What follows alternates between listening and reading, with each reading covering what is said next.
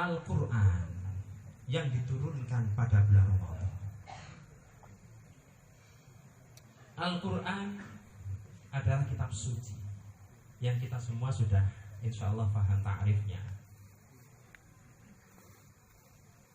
Kitab suci yang kita baca, yang sebagiannya hukumnya fardhu ain untuk mempelajarinya, dan sebagainya lagi adalah sunnah. Surat apa yang fardhu ain dalam Al-Quran untuk dipelajari? Fardhu ain surat Al-Fatihah.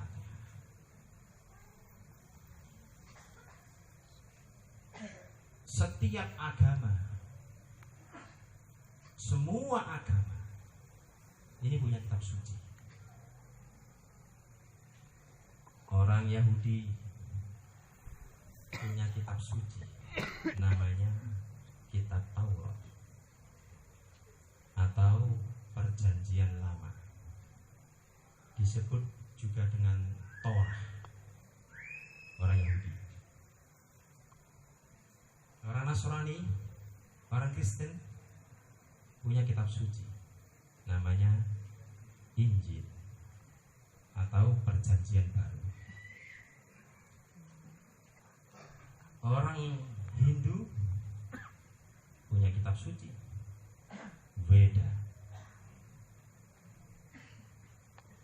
Orang Buddha kitab sucinya Tripitaka. Penyembah api, penyembah matahari, penganut Zoroaster punya kitab suci, namanya Zen Avesta. Dan Allah Subhanahu wa ta'ala menurunkan kitab suci yang hakiki, yang benar untuk kita umat Islam, yaitu kitab suci Al-Quran. Quran bukan kitab sains, bukan kitab ilmu pengetahuan, tapi di dalam Al-Quran terdapat ayat-ayat kauniyah, yang mana ayat-ayat kauniyah ini terbukti sesuai dengan ilmu sains. Saya ambil contoh firman Allah Subhanahu wa ta'ala di dalam surah An-Nisa ayat 56. Allah Subhanahu wa ta'ala berfirman, a'udzubillahi minasyaitonir rajim.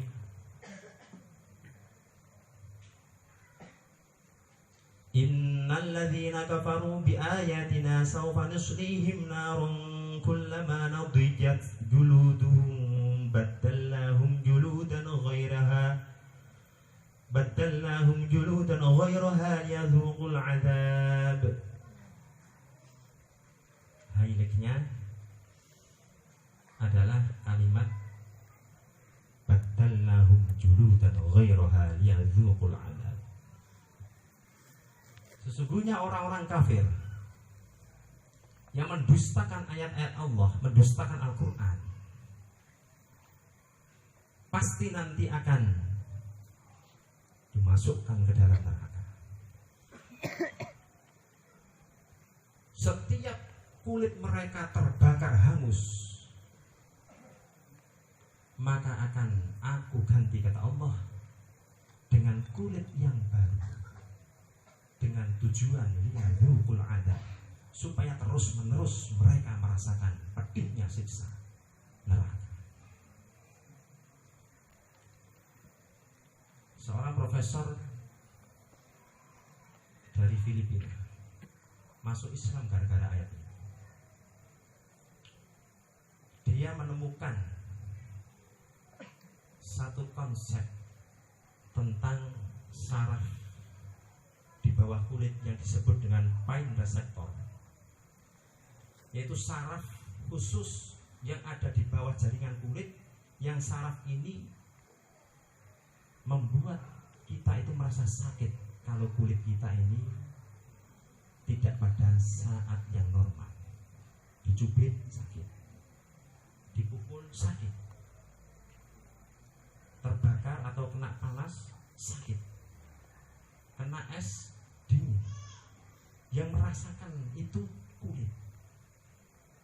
Ini persis sepertinya Allah firmankan di dalam surah An-Nisa ayat 56.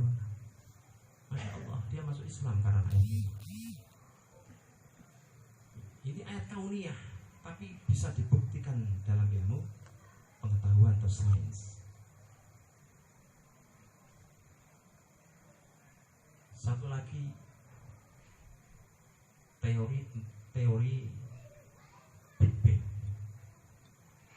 yaitu teori alam semesta yang ditemukan oleh ilmuwan Amerika yang dipelopori oleh satu lembaga yang disebut dengan NASA.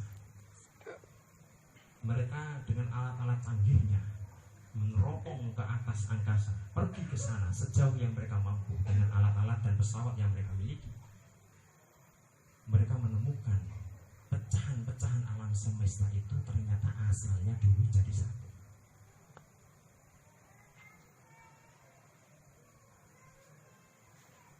Qala Allah Ta'ala, awalam yarul ladzina kafaru annas samawati wal ardu kanata ratqan fafataqnahuma.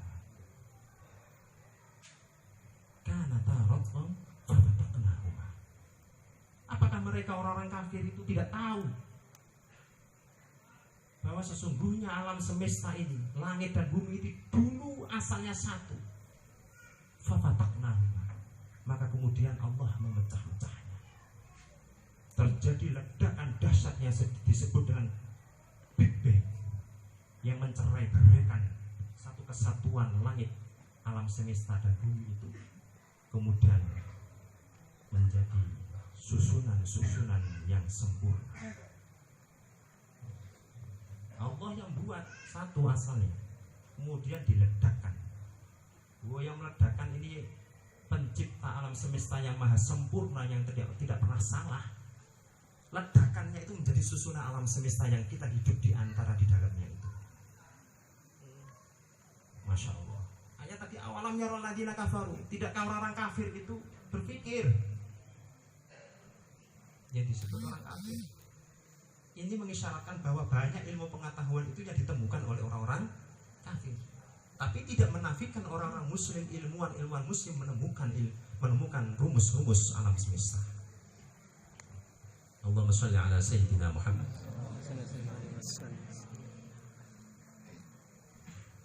Ada lagi, mereka menemukan kenyataan yang disebut dengan black hole, lubang hitam. Masya Allah, mereka itu bisa menemukan itu.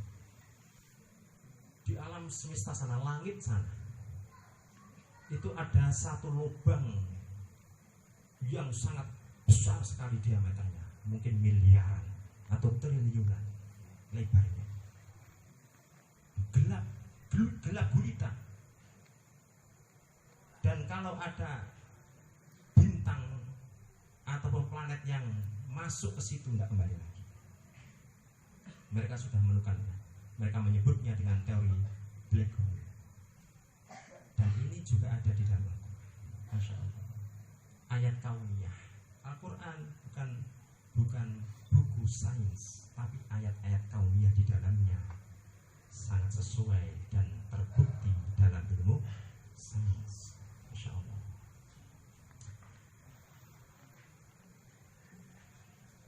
Dan Al-Quran kita yakini seyakin-yakinnya bahwa itu adalah kitab suci. Kita meyakini Al-Quran itu sebagai kitab suci setidak-tidaknya karena 3 hal. Yang pertama, bahwa sampai sekarang, sampai detik ini, belum pernah ada orang di muka bumi ini yang berhasil membuat kitab yang seperti Al-Quran. Bahkan tidak perlu satu kitab seperti Al-Quran, satu surat saja atau bahkan satu ayat saja, tidak ada orang yang mampu sampai detik ini membuatnya semisal dengan Al-Quran. Apakah ada orang yang pernah mencoba membuatnya? Sudah ada. Al-Quran sendiri membuat tantangan kepada siapapun yang tidak yakin bahwa kitab suci yang diturunkan kepada Rasulullah SAW itu adalah dari Allah.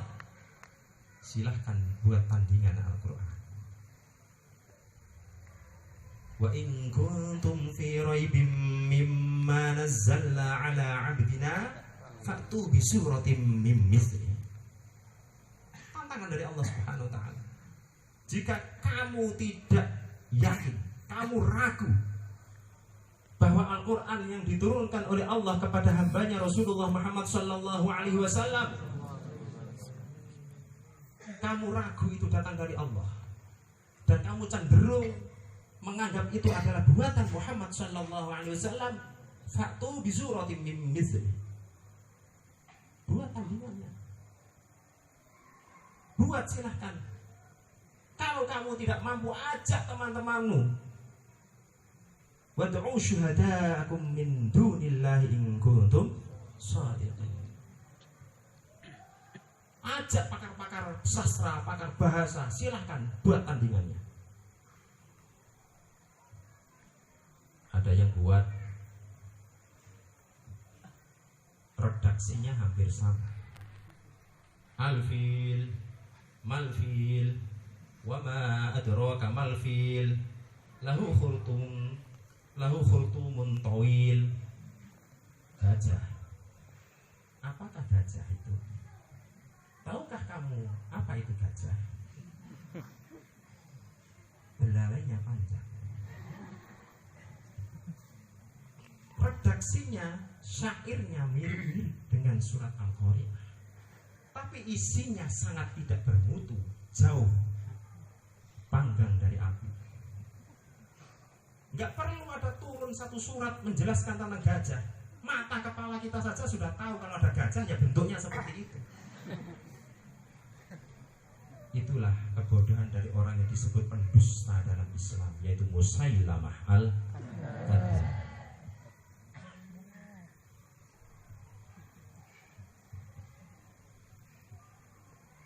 Di sisi lain,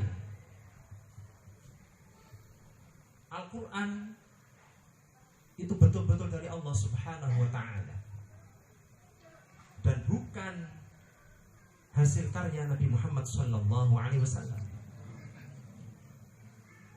Ditinjau dari redaksi hadis-hadis,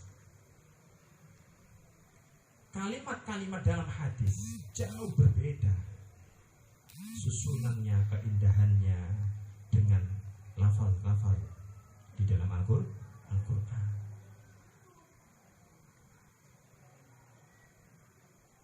Jauh berbeda. Seandainya Al-Quran itu dianggap buatan Rasulullah Shallallahu Alaihi Wasallam, tentu kalimatnya tidak jauh berbeda dengan kalimat hadis. Tapi nyatanya sangat berbeda.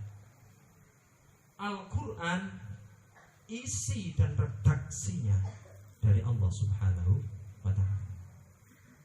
Hadis isinya dari Allah, redaksinya dari Nabi Muhammad sallallahu alaihi wasallam. Allahumma shalli ala sayyidina Muhammad. Itu yang pertama. Yang kedua, Al-Quran kita yakini sebagai kitab suci karena isi Al-Quran itu sangat sesuai dengan fitrah kita sebagai manusia. Wa minal insi al-jan, termasuk manusia itu adalah jin. Jin masuk dalam kategori mukallaf. Isi Al-Quran itu kandungan-kandungannya sangat sesuai dengan fitrah manusia, sesuai dengan kebutuhan hidup manusia. Ini juga bisa diterima oleh akal sehat kita. Allah Subhanahu wa ta'ala yang menciptakan alam semesta ini, yang menciptakan kita, tentu Allah sangat faham apa saja yang diperlukan oleh kita, apa saja kebutuhan-kebutuhan kita, bagaimana yang diharuskan dan yang harus dilakukan oleh kita sebagai manusia kalau kita mengalami problem-problem kehidupan. Itu Allah sangat paham, karena Allah yang menciptakan kita. Oleh karenanya Allah Subhanahu wa ta'ala menurunkan panduan hidup, hudan linnas, yang harus kita jadikan sebagai pedoman hidup. Ini sama dengan semisal pabrik Honda. Pabrik Honda mengeluarkan produk, katakan Honda Vario misalnya. Vario produksi Honda. Maka pabrik Honda juga mengeluarkan buku panduan pemilik yang berisi tentang seluk-beluk Honda Vario. Kalau mau buka kaca depannya harus begini, ganti ban begini, speednya batasnya sekian, kalau rusak sekian, harus ini yang diganti, ganti olinya seperti ini. Pabriknya paham tentang Honda itu karena itu produksinya, maka dia mengeluarkan buku panduan tentang produksinya. Dan kalau kita pemilik dan pengguna mobil Avanza misalnya rusak, kemudian kita ngambil buku panduan pemilik untuk mobil BMW, justru Avanza kita nggak akan betul, nggak akan baik. Karena apa? Karena tidak sesuai dengan panduan. Begitu pula kita manusia. Kalau kita ingin baik hidup kita di dunia dan di akhirat, sukses hidup kita, bahagia hidup kita, problem-problem bisa diatasi dengan baik, kita harus menggunakan panduan yang diturunkan oleh Sang Pencipta kita, Allah Subhanahu wa ta'ala. Panduan itu adalah kitab suci Al-Quran. Inilah yang disebut dengan Al-Quran sebagai esensi. Nuzulul Quran, turunnya Al-Quran itu sebagai esensi, tujuan utama Allah menurunkannya, yaitu hudan linnas. Al-Quran adalah petunjuk, hidayah bagi manusia. Dan kalimat hudan, kalau kita pelajari bahasa Arab, kita buka kamus-kamus, kata hudan ini akan bermakna buku ataupun panduan yang wajib untuk diikuti. Itu hudan. Artinya Allah Subhanahu wa ta'ala hendak menyampaikan kepada kita ketika kita membaca ayat 185 Al-Baqarah tadi, bahwa Al-Quran diturunkan oleh Allah di bulan Ramadan, di malam nuzulul Quran, kepada Rasulullah Sallallahu Alaihi Wasallam.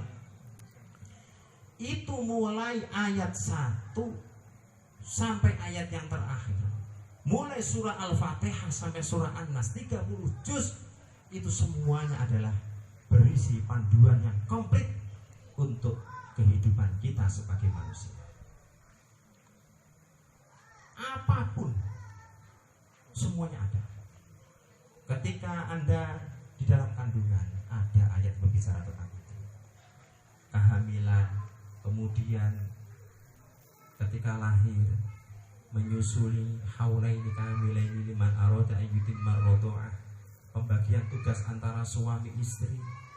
Kemudian ketika anak itu menjadi berkembang, kemudian pendidikan anak juga ada.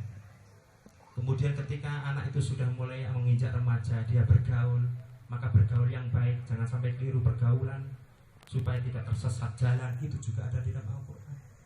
Pendidikan, kemudian ketika sudah mendekati dewasa, mulai mengenal lawan jenis, kemudian hendak meminangnya, menikahinya, dipandu dengan Al-Quran. Berumah tangga, bekerja, problem-problem kerja, semuanya ada dalam Al-Quran. Bahkan sampai ketika mati, Kemana setelah kematian itu juga ada di dalam Al-Quran. Jadi kalau ada di antara kita hidupnya kok susah, ruwet, masalah menumpuk, ekonomi sulit, penyakit gak sembuh-sembuh, hati resah, gelisah, rumah tangga gak harmonis, pasti ada sesuatu yang salah dalam diri kita, dalam hal kita mengambil panduan hidup. Maka Allah sampai menyatakan fafirru ilallah, kembalilah kepada Allah, kembali kepada Allah, kembali kepada Al-Quran.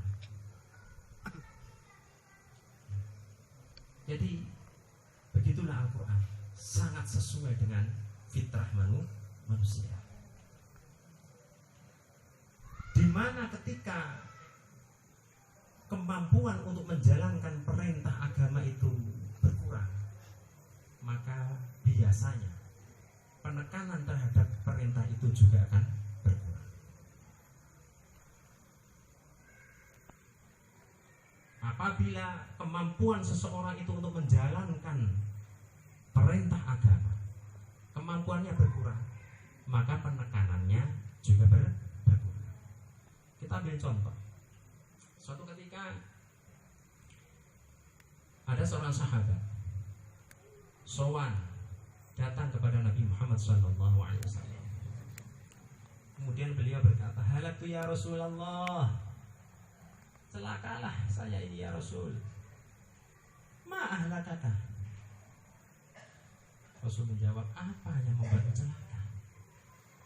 Waqa'tu ala imrati fi Ramadan. Gawat ya Rasul, waktu puasa Ramadan saya berkumpul dengan istri saya. Gitu ya? Iya Rasul. Ya sudah, bayar dendanya. Apa ya Rasulullah dendanya? Merdekakan budak. Ya Rasulullah, saya ini tidak punya budak. Betul nggak punya? Tidak punya ya Rasul.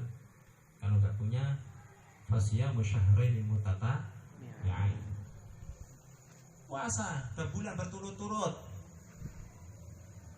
Berturut-turut itu sambung. Kalau sudah 50 hari, dapat 50 hari kau batal, ulang dari nomor 1. Ya Rasulullah, jangankan 2 bulan, sebulan ini saja saya sudah gagal. Saya tidak mampu ya Rasul. Oh gitu ya. Ini orang nekat benar dia. Sudah nggak mampu, melanggar peraturan yang berat. Masya Allah. Ya sudah, kalau kamu tidak mampu, fa'it'amu sittina miskin. Beri makan 60 orang miskin, setiap orang miskin satu. Ya Rasulullah, jangankan memberi makan orang miskin, istri saya di rumah itu sekarang masak, besok belum tentu masak. Besok masak, sekarang belum tentu ada makanan. Sampai saya tidak mampu ya Rasul. Masya Allah. Rasulullah SAW bukannya marah, tapi malah beliau tertawa sampai terlihat gigi geraham dia. Masya Allah. Kemudian Rasulullah SAW masuk ke dalam rumah dan mengambil sekeranjang kecil kurma. Cung, ini Cung, bagikan ke tetangga-tetanggamu Cung. Ya Rasulullah, yang paling miskin di kampung saya itu adalah saya ya Rasul. Allah. Ya sudah, bawa pulang, berikan kepada keluargamu. Masya Allah. Ini Masya Allah. Jadi kalau kemampuan seseorang itu dalam menjalankan agama itu berkurang, maka penekanan agama juga berkurang. Ini sesuai dengan fitrah manusia. Pada awal-awal disyariatkannya puasa Ramadan, banyak sahabat itu yang salah paham. Banyak di antara mereka yang menyangka kalau puasa Ramadan malamnya nggak boleh kumpul dengan istrinya. Baca tafsirnya Surah As-Sawi, di dalam As-Sawi, Marah Nabi Tafsir Nawawi tentang ayat tadi. Syahrul Ramadan alladzi unzila fihi al-Qur'an ila akhir. Akhirnya lama-lama, namanya manusia ya nyerempet juga terjadi.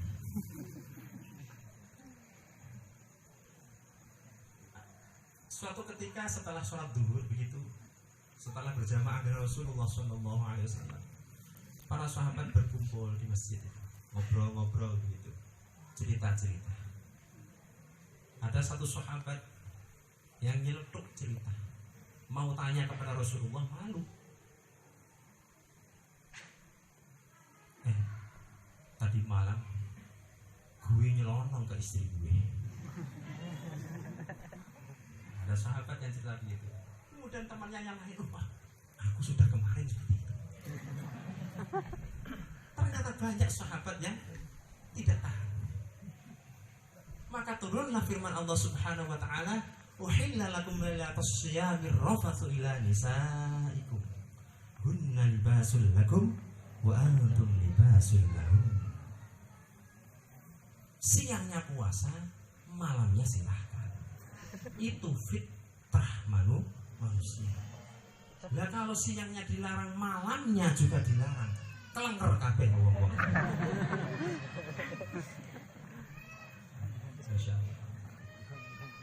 Ini ayat firman Allah Subhanahu wa taala yang Al-Qur'an ini menjadi prinsip hukum dan ajaran Islam.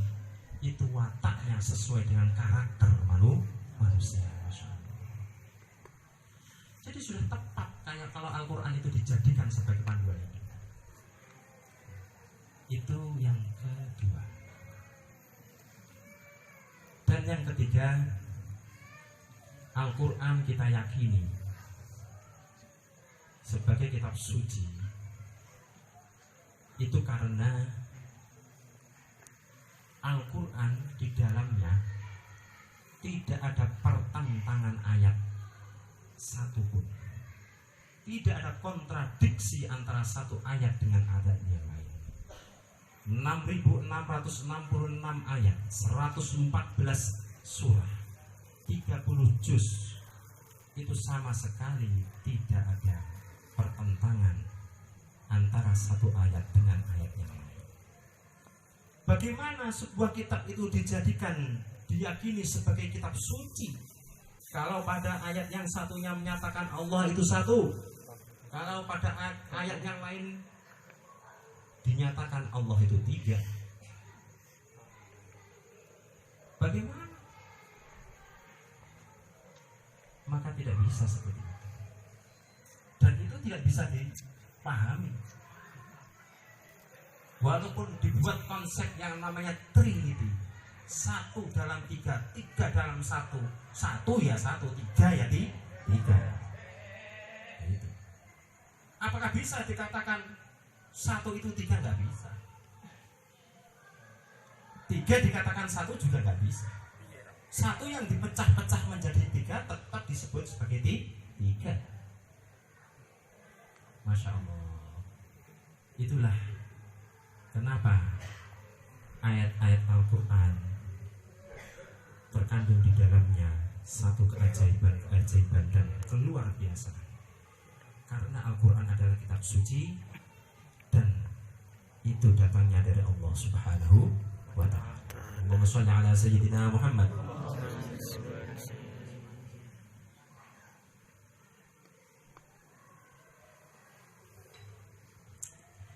Alhamdulillah. Saya tadi dibatasi oleh panitia ini. Panitia senyum-senyum. Sudah 1 jam belum? Sudah? Sudah belum? Tereng. Alhamdulillah. Kalau belum ini saya nggak bisa berdiri. Alhamdulillah. Dalam dalam peringatan nuzulul Quran ini, peristiwa turunnya Al-Quran ini, maka hendaklah kita memahami bahwa esensi diturunkannya Al-Quran adalah agar kita menjadikan Al-Quran itu sebagai panduan hidup. Dan Allah Subhanahu wa ta'ala sudah dengan jelas menyatakan bahwa Allah tidak buat rumit kita. Yuridullahu bikumul yusra wa la yuridu bikumul usra. Sambungan dari ayat 185 tadi. Allah tidak menghendaki kita itu mengalami kerumitan hidup, susah-susah yang tidak bertepi. Kalau ujian pasti ada, ad-dunya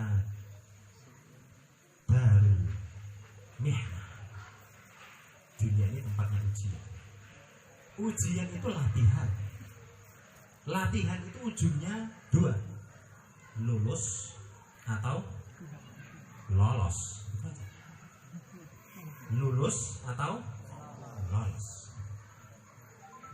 Tidak. Semua orang pasti mati, yaitu lolos.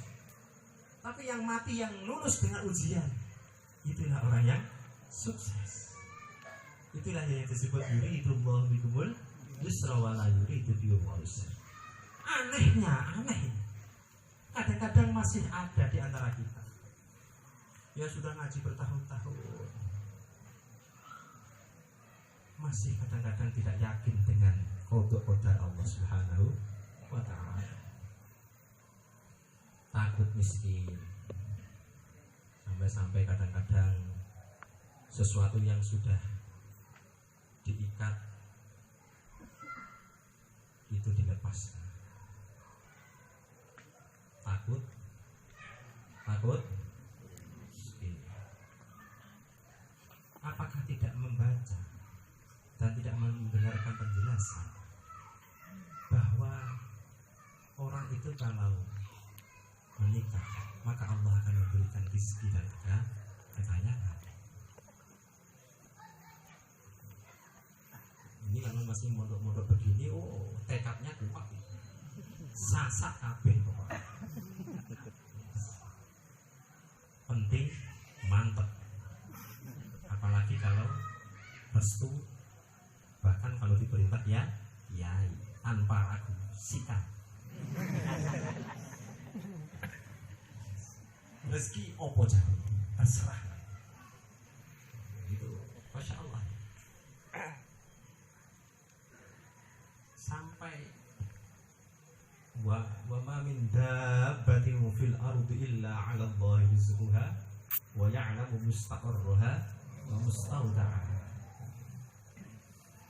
Allah sudah menyatakan perkara rezeki itu, urusan rezeki itu sudah pasti. Sudah pasti mangan boleh. Makan itu. Apa saja yang geremet bergerak di muka bumi ini itu sudah ditentukan rezekinya oleh Allah, ditanggung rezekinya oleh Allah. Petugas khususnya ada, namanya malaikat Mikail. Malaikat Mikail, petugas dari Allah. Jangankan kita yang besar-besar seperti ini, hatta al-ba'udah, kata Syekh Nawawi, nyamuk itu rezekinya sudah ada. Jangankan nyamuk, corona itu rezekinya sudah ada. Dia bergerak di muka bumi. Itu makhluk Allah Subhanahu wa ta'ala. Sebagai santri yang kita ini sudah mengaji tentang ilmu tauhid, kita tidak perlu takut. Tidak perlu takut. Hati-hati wajib. Makanya ada kotak plastik di sana itu. Ada tempat cuci tangan itu. Itu bagian dari ikhtiar. Ikhtiar wajib. Tapi hati kita harus yakin corona itu makhluknya Allah. Hidup rezekinya, matinya sudah ditentukan. Yang ngatur rezekinya, ngatur makannya corona, malaikat Mikail. Yang mencabut nyawanya malaikat Israel. sama seperti kita. Tapi hati-hati wajib, gak boleh sembrono, gak boleh. Wah, yakin itu apa kata Allah itu wes. Wah, kemudian melanggar PSBB, keluyuran ke Sampang sana wes. Wah, itu namanya nggak hati-hati, itu namanya tafrid, sembro.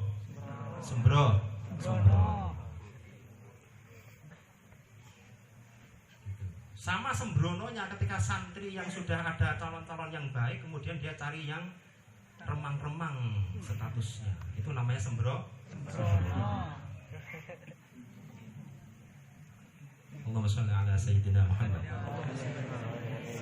Alhamdulillah, mudah-mudahan sedikit yang saya sampaikan ini menjadi ilmu yang manfaat, diridhai oleh Allah Subhanahu wa taala.